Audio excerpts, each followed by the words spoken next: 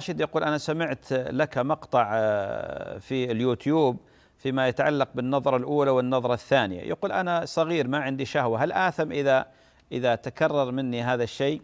يا راشد بارك الله فيك وحفظك الله.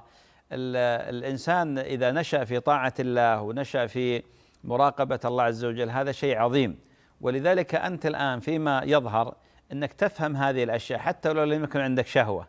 فما دام أنك تفهم هذه الأشياء، أنك النظرة الأولى ليست كما في حديث علي رضي الله عنه، والنظرة الثانية فيها شيء حتى لو لم يكن لك شهوة، فإنك تبتعد عن هذا.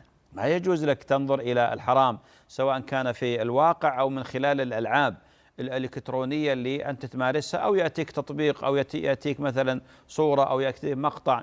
يجب عليك أن تبتعد عن هذا. ولذلك النبي عليه الصلاة والسلام قال: يعجب ربك لشاب ليست له نزوة، يعني ما له انحراف منذ نعومة أظفاره. فعود نفسك على الابتعاد عن متابعة ورؤية كل ما يغضب الله سبحانه وتعالى. بارك الله فيك. وما دام أنك ذكرت هذا دليل على أنه عندك يعني فهم لهذه الأشياء، أو يكون قد لقنك مثلا أحد يعني أوليائك في البيت الآن أنك تسأل مثل هذا السؤال، نقول نعم، يجب على الوالد أن يمنع ولده سواء كان ذكر أو أنثى من متابعة مثل هذه الأشياء أو النظر، ويزرع ويغرس فيه غرس يعني مسألة التفريق بين الحلال والحرام وبين الصح والغلط. هذا مهم جدا، مهم جدا، لأن وينشأ ناشئ الفتيان فينا على ما كان عوده أبوه.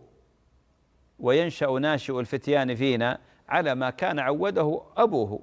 ولذلك الولد سر أبيه، سر أبيه، سر أبيه، سر أمه، من خلال التربية.